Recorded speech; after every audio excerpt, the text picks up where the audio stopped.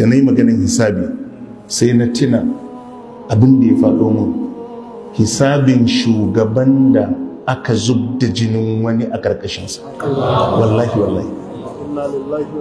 Wallahi malam, daga mutanen nan wallahi abin tausayi ne, sun nemi mulki, sun hau kujerun mulki, ba su san komai akan mulki ba.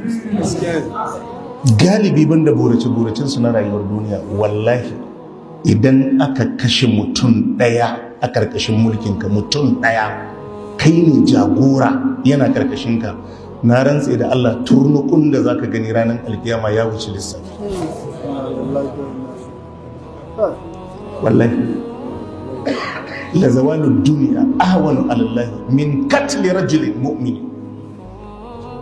Duniyar duka inda za a fidda mutanen ciki, duniyar duka da gidaje da bankuna da kasuwanni da bishiyoyi da komai a banka mata wuta a kona ta, Allah ya ce ya fi mun a kashe mutum daya.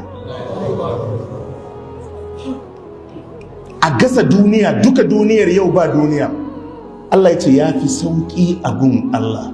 Duk dukiyar da take duniyan a gasa ta, a tafiyar da ita, a lalata ta, Allah ce ya fi a rasa mutum ɗaya. Kana zaune kai ne shugabansu, waɗannan mutane abunda ƙasa take da shi ko jiha take da shi na tsaro na rayukansu da sauransu yana hannunka, a ce an kashe mutum 40.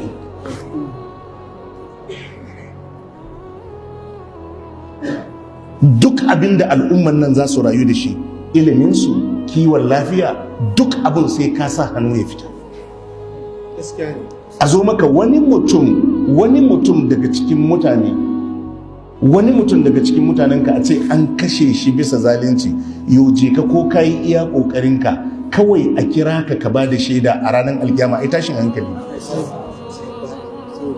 A kira ka kawai ka ba da shaida, a ce akwai mutane kaza da kake mulkansu, yaya aka yi aka cin musu kana shugabansu, yaya aka yi aka isa kansu, wani yunkuri kai kar a isa kansu. Wataƙil kai kana mulkansu ne ma baka san magarin da suke rayuwa ba, wataƙil baka taɓa zuwa ba, kuma kai ne shugabansu. To ka kaddara ko da ka fita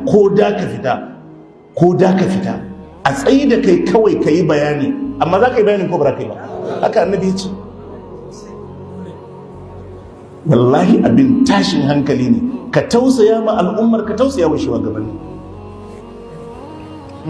Fal amir alladhi ala an-nas ra'in, a wata riwaya fal imamu ra'in. Annabi ya ce shugaba amir da yake jagorantar mutane ala nas